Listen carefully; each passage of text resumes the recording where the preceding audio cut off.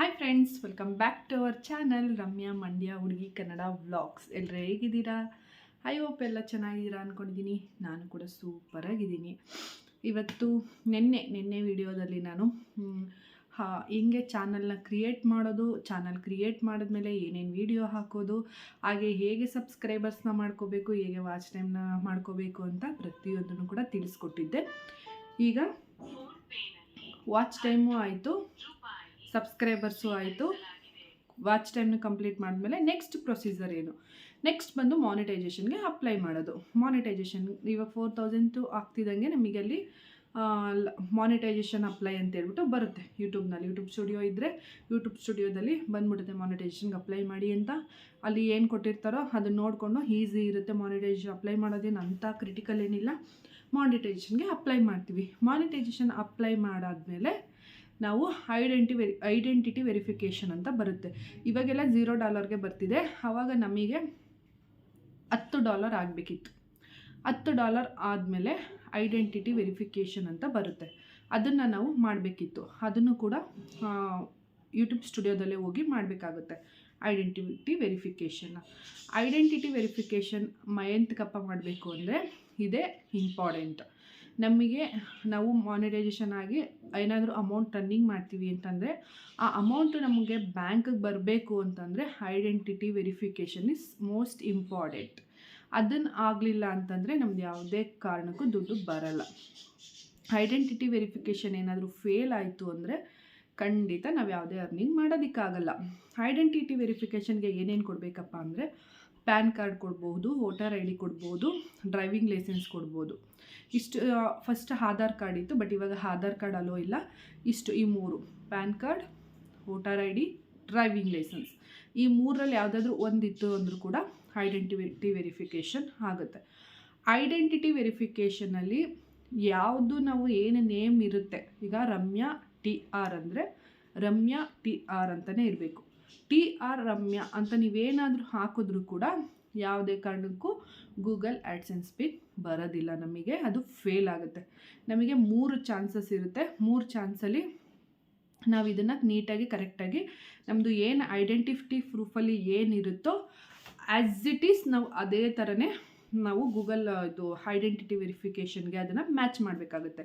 ಆಗ ನಮಗೆ ನಾವು ಗೂಗಲ್ ಆ್ಯಡ್ಸೆನ್ಸ್ ಪಿನ್ಗೆ ಅಪ್ಲೈ ಮಾಡಿದಾಗ ಆಗುತ್ತೆ.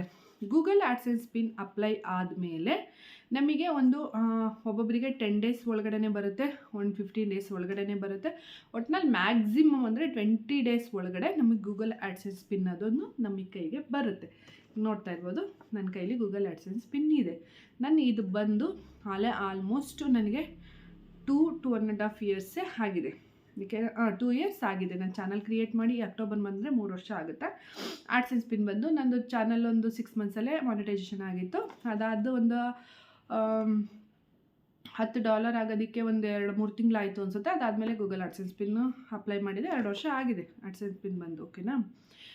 ನಾವು ಐಡೆಂಟಿಟಿ ವೆರಿಫಿಕೇಷನ್ ಏನಾದರೂ ಫೇಲ್ ಆಯಿತು ಅಂದರೆ ಖಂಡಿತ ನಮಗೆ ಗೂಗಲ್ ಆ್ಯಡ್ಸೆನ್ಸ್ ಪಿನ್ ಬರೋದಿಲ್ಲ. ಮತ್ತು ಏನು ಅಡ್ರೆಸ್ ಇರುತ್ತೋ ನಿಮ್ಮದು ಅದೇ ಅಡ್ರೆಸ್ನ ಕರೆಕ್ಟಾಗಿ ಕೊಡಬೇಕು. ಅಡ್ರೆಸ್ ಏನಾದರೂ ಮಿಸ್ ಮ್ಯಾಚ್ ಆಯಿತು ಅಂದರೆ ಇದು ವಾಪಸ್ ಹೊಟ್ಟೋಗ್ಬಿಡುತ್ತೆ. ವಾಪಸ್ ಹೊಟ್ಟೋದ್ರೂ ತುಂಬ ಪ್ರಾಬ್ಲಮ್ ಆಗುತ್ತೆ. ನಂದು ಅದೇ ಥರ ಆಯಿತು. ನಾನು ಹಿಂದಿನ ವಿಡಿಯೋದಲ್ಲಿ ಹೇಳಿದ್ದೆ, ನಾನು ಮಾಡಿದ ತಪ್ಪನ್ನ ನೀವು ಮಾಡ್ಕೋಬೇಡಿ, ಜಸ್ಟಲ್ಲಿ ನನ್ನ ಚಾನಲ್ನ ಮಿಸ್ ಮಾಡ್ಕೊತಾ ಇದ್ದೆ ಅಂತ. ಏನು ಅಂತಂದರೆ ನಾನು ಗೂಗಲ್ ಆ್ಯಡ್ಸೆನ್ಸ್ ಪಿನ್ಗೆ ಅಪ್ಲೈ ಮಾಡಿದ ತಕ್ಷಣವೇ ನಾನು ಪೋಸ್ಟ್ಮ್ಯಾನ್ಗೆ ಹೇಳಬೇಕಿತ್ತು, ನನಗೆ ಈ ಥರ ಒಂದು ಗೂಗಲ್ ಆ್ಯಡ್ಸೆನ್ಸ್ ಪಿನ್ ಬರುತ್ತೆ, ಈ ಥರ ಗೂಗಲ್ ಆ್ಯಡ್ಸೆನ್ಸ್ ಅಂತ ಇರುತ್ತೆ, ಆ ಥರ ಪಿನ್ ಬರುತ್ತೆ, ಬಂದರೆ ತಂದುಕೊಡಿ ನನಗೆ ಅಂತ ಹೇಳಬೇಕಿತ್ತು. ಇವರೇನು ಅದರಲ್ಲಿ ಯಾವುದೇ ನಂಬರ್ ಹಾಕಿರಲ್ಲ ಇದರಲ್ಲಿ. ಅಂದರೆ ಒಳಗಡೆ ಇರುತ್ತೆ, ನಮಗೆ ಪಿನ್ ಇರುತ್ತೆ. ಆ ಪಿನ್ನೇ ಮೇಯ್ನ್ ಇಂಪಾರ್ಟೆಂಟ್ ಅಲ್ವಾ? ಪಿನ್ ಅನ್ನೋದು ಒಳಗಡೆ ಇರುತ್ತೆ. ಇಲ್ಲಿ ನಾವು ಓಪನ್ ಮಾಡಿದಾಗ ಇಲ್ಲಿ ಬರುತ್ತೆ ಪಿನ್.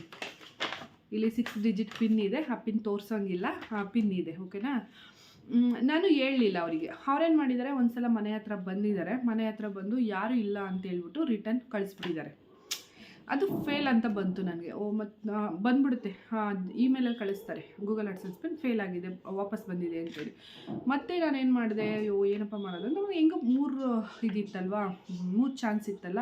ಮತ್ತೆ ಅಪ್ಲೈ ಮಾಡಿದಾಗ ನಾನು ಅಪ್ಲೈ ಮಾಡಿದ ಬೆಳಗ್ಗೆಗೆ ಹೋಗಿ ಪೋಸ್ಟ್ಮ್ಯಾನ್ಗೆ ಹೇಳ್ಬಿಟ್ಟು ಬಂದುಬಿಟ್ಟೆ. ನನ್ನ ಹತ್ರದಲ್ಲಿ ಗೊತ್ತು ಯಾವ ಪೋಸ್ಟ್ ಆಫೀಸ್ ಇರುತ್ತೆ ನಮಗೆ ಆ ಪೋಸ್ಟ್ ಆಫೀಸಿಗೆ ಹೋಗ್ಬಿಟ್ಟು ಹಿಂಗೆ ಗೂಗಲ್ ಆ್ಯಡ್ಸೆನ್ಸ್ ಪಿನ್ ಅನ್ನೋದು ಬರುತ್ತೆ ಸರ್, ಬಂದರೆ ತಿಳಿಸಿ, ಇಲ್ಲ ಅಂದರೆ ನನಗೆ ಕಾಲ್ ಮಾಡಿ ಅಂತ ಹೇಳ್ಬಿಟ್ಟು ನಂಬರ್ ಕೊಟ್ಬಿಟ್ಟು ಬಂದಿದ್ದೆ ಅವರಿಗೆ. ರಮ್ಯಾ TR ಅಂತ ಇರುತ್ತೆ, ಅದು ಇದರಿಂದ ಬರೋದು US ಕಡೆಯಿಂದ ಬರುತ್ತೆ, US ಇಂದನೇ ನಮಗೆ ಬರೋದಿದು, ಓಕೆನಾ. ಮುಂಬೈಯಿಂದ ಬಂದಿದೆ, ಅಲ್ಲಿಗೆ ಬಂದು ಅಲ್ಲಿಂದ ಬರುತ್ತೆ ನಮಗೆ. ಇದು ಕಂಪ್ನಿ ಬಂದು US ಕಂಪ್ನಿ ಅಲ್ವಾ ನಮ್ಮದು ಯೂಟ್ಯೂಬು, ಅದಕ್ಕೋಸ್ಕರ ಅಲ್ಲಿಂದನೇ ಬರುತ್ತೆ, ಹಿಂಗೆ ಬರುತ್ತೆ ಅಂತ ಹೇಳ್ಬಿಟ್ಟು ಬಂದಿದ್ದೆ. ಗೂಗಲ್ ಆ್ಯಡ್ಸೆನ್ಸ್ ಅಂತ ಇರುತ್ತೆ ಅಂತ ಹೇಳಿದ್ದೆ ಅವರಿಗೆ.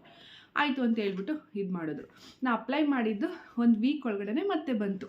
ಮತ್ತೆ ಬಂದು ಅವ್ರಿಗೆ ಕಾಲ್ ಮಾಡಿದ್ರು, ಹಿಂಗೆ ಬಂದಿದೆ ಮೇಡಮ್, ಕೊಟ್ಟಿದ್ದೀನಿ ಅಂತ ಹೇಳಿದ್ರು. ಅವಾಗ ಸಮಾಧಾನ ಆಯಿತು ನನಗೆ. ಆಮೇಲೆ ಇದರ ಒಳಗಡೆ ಒಂದು 6 ಡಿಜಿಟ್ ಪಿನ್ ಇರುತ್ತೆ, 6 ನಂಬರ್ ಪಿನ್ ಇರುತ್ತೆ, ಏನಾದರೂ ಇರ್ಬೋದು, 556677 ಆ ಥರ 6 ನಂಬರ್ ಇರುತ್ತೆ. ಅದನ್ನು ತಂದು ನಾವು ಐಡೆಂಟಿಟಿ ವೆರಿಫಿಕೇಷನ್ ಏನು ಮಾಡಿರ್ತೀವಲ್ಲ ಅಲ್ಲಿ ಮತ್ತೆ ಆ ಪಿನ್ನ ಜನ್ರೇಟ್ ಮಾಡಬೇಕಾಗತ್ತೆ.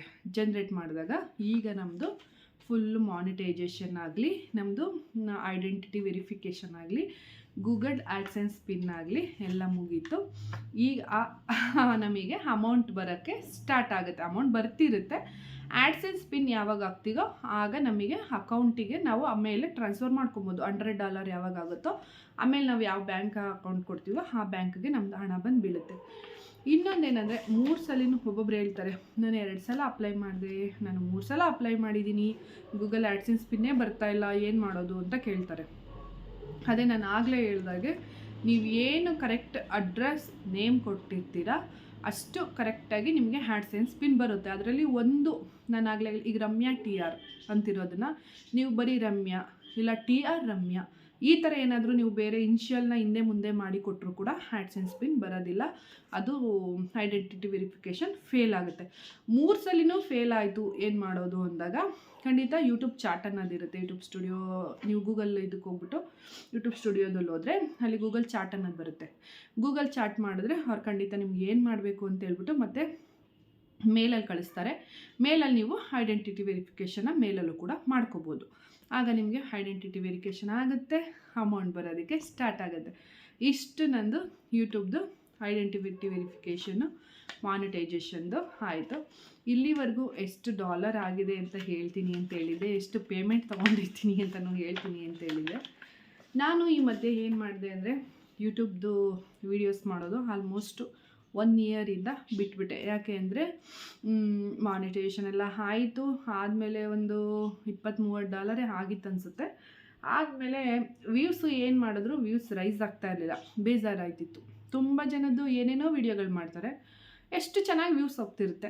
ನಾವು ಇಷ್ಟು ಕಷ್ಟಪಟ್ಟು ವೀಡಿಯೋ ಮಾಡ್ತೀವಿ, ಎಡಿಟಿಂಗಿಗೆ 1-2 ಅವರ್ ತೊಗೊಂಡಿರ್ತೀವಿ, ವೀಡಿಯೋ ಮಾಡೋದಕ್ಕೆ ಎಷ್ಟು ಟೈಮ್ ಕೊಟ್ಟಿರ್ತೀವಿ, ಅದೆಲ್ಲ ಮಾಡಿ ಯೂಟ್ಯೂಬ್ಗೆ ಅಪ್ಲೋಡ್ ಮಾಡಿ ಎಲ್ಲ ಮಾಡಿದ್ರು ನಮ್ಗೆ ಇಷ್ಟೇ ವ್ಯೂಸಾ ಬಿಡು, ಅಯ್ಯೋ ಇದರಿಂದ ಏನೂ ಇಲ್ಲ, ನಮ್ಗೆ ಅಷ್ಟೇ ಲಕ್ ಅನಿಸುತ್ತೆ, ಲಕ್ ಅನ್ನೋದು ಇದರಲ್ಲಿಲ್ಲ, ಬೇಡ ಬಿಟ್ಬಿಡೋಣ ಅಂಥೇಳಿ ಬಿಟ್ಬಿಟ್ಟಿದ್ದೆ. ಬಟ್ ಆದರೂ ಮನಸ್ಸು ತಡೆಯಲ್ಲ. ಇಷ್ಟೆಲ್ಲ ಕಷ್ಟಪಟ್ಟು 1,000 ಸಬ್ಸ್ಕ್ರೈಬರ್ ಮಾಡಿಕೊಂಡು 4,000 ವಾಚ್ ಟೈಮ್ ಮಾಡಿ ನೈಟೆಲ್ಲ ನಿದ್ದೆಗೆಟ್ಟು ವಿಡಿಯೋ ಮಾಡಿದ್ದೀನಿ, ಲೈವ್ ಮಾಡಿದ್ದೀನಿ. ಲೈವ್ ಮಾಡಿ ಅಷ್ಟೆಲ್ಲ ಮಾಡಿದ್ರೂ ಈ ಥರ ಯಾಕೆ ಬಿಡಬೇಕು ಮಧ್ಯದಲ್ಲೇ, ಬೇಡ, ಆಗಿದ್ದಾಗೆ ಬಿಡಲಿ, ಅದು ವೈರಲ್ ಆಗುತ್ತೋ ಬಿಡುತ್ತೋ ನೆಕ್ಸ್ಟು. ನನಗೊಂದು ಮೆಮೊರಿ ಅನ್ನೋದಿರುತ್ತೆ, ನನ್ನ ಮಕ್ಳದೊಂದು ಮೆಮೊರಿ ಶೇರ್ ಮಾಡ್ಕೊಂಡಂಗೆ ಇರುತ್ತೆ. ಇಲ್ಲಿ ನಾನು ಏನು ತಪ್ಪು ಮಾಡಿಲ್ಲ ಅಂದರೆ ಎಷ್ಟೇ ವರ್ಷ ಆದರೂ ಕೂಡ ಚಾನಲಲ್ಲಿ ನಮ್ಮ ವೀಡಿಯೋಗಳಿರುತ್ತೆ. ಅದನ್ನು ಇನ್ನೊಂದು 10 ವರ್ಷ 20 ವರ್ಷ ಬಿಟ್ಟು ನಾವೇ ಆ ವೀಡಿಯೋಗಳನ್ನೆಲ್ಲ ನೋಡಿದಾಗ ವಾವ್ ಎಷ್ಟು ಚೆನ್ನಾಗಿತ್ತಲ್ವ ಲೈಫು, ಅವಾಗ ಎಷ್ಟು ಚೆನ್ನಾಗಿ ಇದು ಲೀಡ್ ಮಾಡಿದ್ದೀವಲ್ವ, ಹಂಗಿದ್ವಲ್ಲ ಹಿಂಗಿದ್ವಲ್ಲ, ಅವರಿದ್ದಾರೆ ಇವರಿದ್ದಾರೆ. ಇನ್ನೊಂದು 10 ವರ್ಷ ಬಿಟ್ಟು ನೋಡೋ ಅಷ್ಟರಲ್ಲಿ ನಮ್ಮ ವೀಡಿಯೋದಲ್ಲಿ ಎಷ್ಟು ಜನ ಇರ್ತಾರೋ ಅಷ್ಟು ಜನದಲ್ಲಿ ಎಷ್ಟು ಜನ ಇರ್ತಾರೋ ಇರಲ್ವೋ ಗೊತ್ತಿರಲ್ಲ ಅಲ್ವಾ. ಅದಕ್ಕೋಸ್ಕರನೇ ಇರಲಿ ಅಂದ್ಬಿಟ್ಟು ಮತ್ತೆ ಸ್ಟಾರ್ಟ್ ಮಾಡಿದೆ. ಈಗ ಸ್ವಲ್ಪ ಪರವಾಗಿಲ್ಲ, ಗ್ರೋ ಆಗ್ತಾಯಿದೆ. ಗ್ರೋ ಆಗಿ ಈಗ ನನಗೆ ಬಂದಿರೋದು ಒಂದು $48 ಹತ್ತತ್ರ ಆಗಿದೆ ಅಷ್ಟೆ. ಇನ್ನೂ ಒಂದು ಸಲಿನೂ ನಾನು ಪೇಮೆಂಟ್ ತೊಗೊಂಡಿಲ್ಲ. ಈಗ 48 ಆಗಿದೆ, ಆದರೆ ಕಂಟಿನ್ಯೂ ಮಾಡಿದ್ದೀನಿ. ಖಂಡಿತ ಇನ್ಮೇಲೆ ಗಿವ್ ಅಪ್ ಮಾಡೋದಿಲ್ಲ. ನಾನು ಆಗಲೇ ಹೇಳ್ದಾಗೆ ಅದು ಯೂಟ್ಯೂಬ್ ಪೇಮೆಂಟ್ ಬರುತ್ತೋ ಬರಲ್ವೋ ಸೆಕೆಂಡ್ರಿ, ಬಟ್ ಒಂದು ಮೆಮೊರಿ ಅಂತೂ ಇರುತ್ತಲ್ವ, ಆದಷ್ಟು ನನ್ನ ಕೈಲಿ ಎಷ್ಟಾಗುತ್ತೋ ಅಷ್ಟು ಎಫರ್ಟ್ ಹಾಕಿ ವಿಡಿಯೋ ಮಾಡಿ ಡೈಲಿ ಅಪ್ಲೋಡ್ ಮಾಡೋದಕ್ಕೆ ಟ್ರೈ ಮಾಡೋಣ ಅಂದ್ಕೊಂಡಿದ್ದೀನಿ ಅಷ್ಟೇ. ಇವಾಗ ಯಾರೆಲ್ಲ ಗಿವ್ ಅಪ್ ಮಾಡಿದ್ದೀರಾ ಮಾಡಿ, ಮತ್ತು ನೀವೇನೇನು ಮಾಡ್ಕೊಂಡಿದ್ದೀರಾ. ತುಂಬ ಜನ ನನ್ನ ಜೊತೆ ಲೈವ್ ಮಾಡಿ ಮಾನಿಟೈಸೇಷನ್ ಮಾಡಿಕೊಂಡ್ರು, ಚಾನಲ್ನ ಎಷ್ಟು ಕಷ್ಟಪಟ್ಟು ಲೈವ್ ಮಾಡಿ ಮಾನಿಟೈಸೇಷನ್ ಮಾಡಿಕೊಂಡ್ರು ಕೂಡ ಯಾರೂ ವೀಡಿಯೋಸ್ ಆಗ್ತಾಯಿಲ್ಲ, ಬಿಟ್ಬಿಟ್ಟಿದ್ದಾರೆ. ಅಲ್ಲೇ 1 ಇಯರ್ ಮೇಲೆ ಆಯಿತು ಅನಿಸುತ್ತೆ ಅವರೆಲ್ಲ ವೀಡಿಯೋಸ್ ಬಿಟ್ಟು. ವೀಡಿಯೋಸ್ ಮಾಡ್ತಿಲ್ಲ, ತುಂಬ ಜನ ಮಾಡಿಲ್ಲ, ಬಿಟ್ಬಿಟ್ಟಿದ್ದಾರೆ. ಟೈಮ್ ಇದ್ದರೆ ನೀವು ಕೂಡ ಎಲ್ಲ ಮಾಡಿ, ಯಾಕೆ ಇಷ್ಟು ಕಷ್ಟಪಟ್ಟು ಗಿವ್ ಅಪ್ ಮಾಡಬೇಕಲ್ವಾ? ಆದಷ್ಟಾಗಲಿ ನಮ್ಮದೊಂದು ಮೆಮೊರಿ ಶೇರ್ ಇರುತ್ತೆ, ಮಾಡಿ ಅಂತ ಹೇಳ್ತೀನಿ. ಇಷ್ಟು ನನ್ನ ಕತೆ ಫ್ರೆಂಡ್ಸ್. ಹಾಗೆ ನನ್ನ ಲೈವಿಗೆ ಯಾರೆಲ್ಲ ಸಪೋರ್ಟ್ ಮಾಡಿದರು ಅಂತ ಹೇಳ್ತೀನಿ ಅಂತ ಹೇಳಿದೆ. ಹೌದು, ನನಗೆ ತುಂಬ ಉತ್ತರ ಕರ್ನಾಟಕದ ಕಡೆಯವರು ತುಂಬಾ ಸಪೋರ್ಟ್ ಮಾಡಿದರು. ಉತ್ತರ ಕರ್ನಾಟಕದ ಜನ ನೋಡೋಕ್ಕೆ ರಗಡಾಗಿದ್ರು ತುಂಬ ಒಳ್ಳೆ ಮನುಷ್ಯರು, ತುಂಬಾ ಎಲ್ಲರೂ ಒಳ್ಳೆಯವರು ಅಂತಲೇ ಹೇಳ್ಬೋದು. ನನಗೆ 1 ಗಂಟೆ 12:30 1 ಗಂಟೆವರೆಗೂ ಲೈವ್ ಮಾಡಿದ್ದೆ. ಅಲ್ಲಿವರೆಗೂ ಕೂಡ ನನಗೆ ಆಲ್ಮೋಸ್ಟ್ ಒಂದು 100ಅಲ್ಲಿ 70% ಜನ ನನಗೆ ಉತ್ತರ ಕರ್ನಾಟಕದ ಜನನೇ ನನಗೆ ಲೈವ್ಗೆ ತುಂಬ ಹೆಲ್ಪ್ ಮಾಡಿದ್ರಿ. ನಾನು ಯಾವತ್ತೂ ಅದನ್ನು ಮರೆಯೋದಿಲ್ಲ, ಏಕೆಂದರೆ ಅದು ಮರೆಯೋ ಅಂಥದ್ದು ಅಲ್ಲ. ಏಕೆಂದರೆ ನಿಮ್ಗಳ ನಿದ್ದೆ ಬಿಟ್ಟು ನನಗೆ ಬಂದು ಲೈವಿಗೆ ಸಪೋರ್ಟ್ ಮಾಡಿ ನನ್ನ ಚಾನಲ್ನ ಜಸ್ಟ್ ಒಂದು 6 ಮಂತ್ಸ್ ಒಳಗಡೆ ಮಾನಿಟೈಸೇಷನ್ ಮಾಡ್ಕೊಳ್ಳೋ ಥರ ಮಾಡಿದ್ರಿ. ಅದನ್ನು ನಾನು ಖಂಡಿತ ಮರೆಯೋಲ್ಲ. ಈಗ ತುಂಬ ಜನ ಸ್ವಲ್ಪ ನಾನೇನು ಯಾರ ಜೊತೆಲೂ ಜಗಳ ಮಾಡ್ಕೊಂಡಿಲ್ಲ, ಬಟ್ ಹಾಗೆ ಹೀಗೆ ಆಗಿ ತುಂಬ ಜನ ಯಾರೋ ಒಬ್ಬರ ಇಬ್ಬರು ನನ್ನ ಜೊತೆ ಮಾತಾಡಲ್ಲ ಅಷ್ಟೇ. ಅದು ಬಿಟ್ಟರೆ ನಮ್ಮ ಉತ್ತರ ಕರ್ನಾಟಕದ ಜನ ಎಲ್ಲರೂ ತುಂಬ ಒಳ್ಳೆಯವರೇ. ಎಲ್ಲ ತುಂಬ ಜನ ವೀಡಿಯೋ ಮಾಡ್ತಾಯಿದ್ದೀರಾ. ಅದರಲ್ಲಿ ಹೆಸ್ರುಗಳು ಹೇಳಬೇಕು ಅಂದರೆ ತುಂಬ ಲೀಸ್ಟೇ ಇದೆ. ಹೆಸ್ರುಗಳು ಬೇಡ, ಯಾರದೇ ಹೆಸ್ರು ಬೇಡ. ಒಬ್ಬರ ಹೆಸ್ರು ಅಕಸ್ಮಾತ್ ಬಿಟ್ಟು ಇನ್ನೊಬ್ಬರ ಹೆಸ್ರು ಹೇಳಿ ನೋಡಿ ನನ್ನ ಹೆಸ್ರು ಹೇಳಿಲ್ಲ, ಅವ್ರ ಹೆಸ್ರು ಹೇಳಿದ್ದಾರೆ ಅಂತ ಅನ್ಕೊತಾರೆ. ಹೆಸ್ರುಗಳು ಬೇಡ. ತುಂಬ ಜನ ಸಪೋರ್ಟ್ ಮಾಡಿದ್ದಾರೆ. ಹುಡುಗರಾಗಿರ್ಬೋದು, ನಮ್ಮ ಯೂಟ್ಯೂಬು ಹುಡುಗಿಯರುಗಳಾಗಿರ್ಬೋದು, ಹುಡುಗಿರು ಅನ್ಬಾರ್ದು, ಆಮೇಲೆ ಜಗಳಕ್ಕೆ ಬಂದುಬಿಡ್ತಾರೆ. ನಮ್ಮ ಯೂಟ್ಯೂಬ್ ಯೂಟ್ಯೂಬರ್ಸ್ ಆಗಿರ್ಬೋದು ತುಂಬಾ ಹೆಲ್ಪ್ ಮಾಡಿದ್ದೀರಾ. ಅದರಲ್ಲಿ ಚಾನಲ್ ಇರೋರು ಬಂದು ಹೆಲ್ಪ್ ಮಾಡಿದ್ದಾರೆ, ಚಾನಲ್ ಇಲ್ಲದೆ ಇರೋರು ಕೂಡ ಬಂದು ಹೆಲ್ಪ್ ಮಾಡಿದ್ದೀರಾ. ಎಲ್ರಿಗೂ ಥ್ಯಾಂಕ್ ಯು ಸೋ ಮಚ್. ನಿಮ್ಗಳ ಪ್ರೀತಿ ವಿಶ್ವಾಸದಿಂದ ಇವತ್ತು ನನಗೆ ಒಂದು $48 ಅಷ್ಟು ನನಗೆ ಅರ್ನಿಂಗ್ ಆಗಿದೆ. ನೋಡೋಣ, ನಿಮ್ಮ ಇನ್ನೂ ಪ್ರೀತಿ ವಿಶ್ವಾಸ ಸಿಕ್ಕಿದ್ರೆ ಯಾರೆಲ್ಲ ನಮ್ಮ ಉತ್ತರ ಕರ್ನಾಟಕದ ಜನ ನೋಡ್ತಾ ಇದ್ದೀರಾ, ಪ್ಲೀಸ್ ಇಷ್ಟು ದಿನ ಹೇಳ್ತಾ ಇದ್ದೀನಿ, ನಮ್ಮ ಮಂಡ್ಯ ಜನ ಯಾರು ನೋಡಿದ್ರು ಸಬ್ಸ್ಕ್ರೈಬ್ ಮಾಡ್ಕೊಳ್ದೇ ಲೈಕ್ ಮಾಡ್ದಲೇ ಹೋಗಬೇಡಿ ಅಂತ ಹೇಳ್ತಿದ್ದೆ. ಇವತ್ತು ನಮ್ಮ ಉತ್ತರ ಕರ್ನಾಟಕದ ಜನನೂ ಅಷ್ಟೇ ನನಗೆ ಅಷ್ಟು ಸಪೋರ್ಟ್ ಮಾಡಿದ್ದೀರಾ ನನ್ನ ಚಾನಲ್ಲು ಮಾನಿಟೈಸೇಷನ್ ಆಗೋದಕ್ಕೆ. ಅದಕ್ಕೇ ಈಗಲೂ ನನ್ನ ವೀಡಿಯೋನ ನೋಡಿ ಯಾರ್ಯಾರು ಉತ್ತರ ಕರ್ನಾಟಕದ ಜನ ನೋಡ್ತಾ ಇದ್ದೀರಾ, ಪ್ರತಿಯೊಬ್ಬರು ಎಲ್ಲರೂ ಕನ್ನಡಿಗರು ವಿಡಿಯೋ ನೋಡಿ ಸಬ್ಸ್ಕ್ರೈಬ್ ಮಾಡ್ಕೊಳ್ಳಿ. ಹಾಗೆ ಈಗೇನೆ ಆ ವಿಡಿಯೋ ಆವಾಗ ಹೆಂಗೆ ಸಪೋರ್ಟ್ ಮಾಡ್ತಿದ್ರು ಈಗಲೂ ಹಂಗೆ ಸಪೋರ್ಟ್ ಮಾಡಿ ಅಂತ ಕೇಳ್ಕೊತೀನಿ. ನಿಮ್ಗಳ ಸಪೋರ್ಟ್ ಇದ್ದರೆ ಖಂಡಿತ ನನ್ನ ವೀಡಿಯೋನು ಒಂದಲ್ಲ ಒಂದಿನ ವೈರಲ್ ಆಗೇ ಆಗುತ್ತೆ. ನೆಕ್ಸ್ಟ್ ಯಾವ ಕಂಟೆಂಟ್ ಬಗ್ಗೆ ವಿಡಿಯೋ ಮಾಡಬೇಕು ಅಂತ ಪ್ಲೀಸ್ ಕಮೆಂಟ್ ಮಾಡಿ. ಎಷ್ಟು ಕಮೆಂಟ್ ಬರುತ್ತೆ ನೋಡಿಕೊಂಡು ನಾನು ಅದ್ರ ಮೇಲೇ ವೀಡಿಯೋನ ಇದು ಮಾಡ್ತೀನಿ, ಆ ಕಂಟೆಂಟ್ ಬಗ್ಗೆನೇ ಮಾಡ್ತೀನಿ. ಒಂದ್ಸಲಿ ಅಂದ್ಕೊಂಡೆ ನಾನು ಸ್ಯಾರಿ ಕಲೆಕ್ಷನ್ ಮಾಡೋಣ ಅಂದ್ಕೊಂಡಿದ್ದೀನಿ, ಇನ್ನೊಂದು ಜ್ಯುವೆಲರಿ ಕಲೆಕ್ಷನ್ ಮಾಡೋಣ. ಜ್ಯುವೆಲರಿ ಅಂದರೆ ತುಂಬ ಇಲ್ಲ, ನನ್ನ ಹತ್ರ ಇರೋ ಇಷ್ಟು ಜ್ಯುವೆಲರಿ ಕಲೆಕ್ಷನ್ ಮಾಡೋಣ ಅಂದ್ಕೊಂಡಿದ್ದೀನಿ. ಯಾವ ವಿಡಿಯೋ ಬೇಕು ಅಂತ ಖಂಡಿತ ಕಮೆಂಟ್ ಮಾಡಿ, ಖಂಡಿತ ಆ ವಿಡಿಯೋನ ಮಾಡ್ತೀನಿ. ಪ್ಲೀಸ್ ಪ್ಲೀಸ್ ಪ್ಲೀಸ್ ಯಾರೆಲ್ಲ ನೋಡ್ತಾ ಇದ್ದೀರಾ ಒಂದು ಸಬ್ಸ್ಕ್ರೈಬ್ ಮಾಡಿಬಿಡಿ. ವಿಡಿಯೋ ಯಾಕೆ ಹಂಗೆ ನೋಡ್ತೀರಾ, ಸಬ್ಸ್ಕ್ರೈಬ್ ಮಾಡಿ. ನಾನು ಇಲ್ಲಿವರೆಗೂ ಹೇಳಿರೋ ಅಷ್ಟು ಟಿಪ್ಸು ನಿಮಗೆ ಯೂಸ್ಫುಲ್ ಆಗಿದೆಯಾ ಏನು ಅಂತೇಳಿ ಕಮೆಂಟ್ ಮಾಡಿ ತಿಳಿಸಿ. ತುಂಬಾ ಸಪೋರ್ಟ್ ಮಾಡಿದ್ದೀರಾ ಆವಾಗಲೇ ಹೇಳಿದಾಗೆ. ಹಾಗೆ ಎಲ್ಲ ಯೂಟ್ಯೂಬರ್ಸ್ಗಳಿಗೂ ಒಂದು ಕಿವಿ ಮಾತು, ಯಾರು ಗಿವ್ ಅಪ್ ಮಾಡಬೇಡಿ. ಇಷ್ಟು ಕಷ್ಟಪಟ್ಟು ಮಾನಿಟೈಸೇಷನ್ ಮಾಡ್ಕೊಂಡಿದ್ದೀರಾ ಅಲ್ವಾ, ಮುಂದುವರಿಸಿ ವೀಡಿಯೋಸ್ ಹಾಕಿ. ಹೋಗೋದು ಬಿಡೋದು ದೇವ್ರಿಗೆ ಬಿಟ್ಟಿದ್ದು. ಯಾವತ್ತಾರು ಒಂದಿನ ದೇವ್ರು ನಮ್ಮ ಕೈ ಹಿಡಿತಾನೆ ಅಂತ ಅಂದ್ಕೊಳ್ಳೋಣ, ಮಾಡಿ. ಓಕೆ ಫ್ರೆಂಡ್ಸ್, ಗೂಗಲ್ ಆ್ಯಡ್ಸೆನ್ಸ್ ಬಗ್ಗೆ ನಾನು ಪ್ರತಿಯೊಂದನ್ನು ತಿಳಿಸ್ಕೊಟ್ಟಿದ್ದೀನಿ. ಏನೇನು ಮಾಡಬೇಕು, ಎಲ್ಲೆಲ್ಲಿ ಏನು ತಪ್ಪು ಮಾಡಬಾರ್ದು ಎಲ್ಲ ಪ್ರತಿಯೊಂದು ಹೇಳಿದ್ದೀನಿ. ನೀವು ಆ್ಯಡ್ಸೆನ್ಸ್ ಪಿನ್ಗೆ ಅಪ್ಲೈ ಮಾಡಿದ ತಕ್ಷಣವೇ ಒಂದ್ಸಲಿ ನಿಮ್ಮ ಪಕ್ಕದ ಪೋಸ್ಟ್ ಆಫೀಸ್ಗೆ ಹೋಗಿ ಹೇಳ್ಬಿಟ್ಟು ಬಂದ್ಬಿಡಿ ಅವರಿಗೆ. ನಿಮ್ಮ ಕಡೆಯವ್ರ ಪೋಸ್ಟ್ ಮ್ಯಾನ್ ಯಾರು ಅಂತ ನೀವು ಯಾವ ಏರಿಯಾ ಅಂತ ಹೇಳಿದ್ರೆ ಆ ಪೋಸ್ಟ್ ಮ್ಯಾನ್ ಹೆಸರು ಹೇಳ್ತಾರೆ. ಅವ್ರನ್ನ ಹೇಳ್ಬಿಟ್ಟು ನೀವು ಬಂದುಬಿಟ್ರೆ ಅವ್ರಿಗೆ ನಂಬರ್ ಕೊಟ್ಟು ಬನ್ನಿ, ಇಲ್ಲ ಅಂತಂದರೆ ಹಿಂಗೆ ಬಂದಾಗ ನಮಗೆ ಇಲ್ಲಿಗೆ ತಂದುಕೊಟ್ಬಿಡಿ ಅಂತೇಳಿ ಅವ್ರು ಖಂಡಿತ ತಲುಪಿಸ್ತಾರೆ. ಇಷ್ಟು ಆಯಿತು. ಆ್ಯಡ್ಸೆನ್ಸ್ ಪಿನ್ ಬಂದು ಜನ್ರೇಟ್ ಮಾಡ್ಕೊಂಡ್ಮೇಲೆ 90% ಕೆಲಸ ಮುಗಿಯುತ್ತೆ.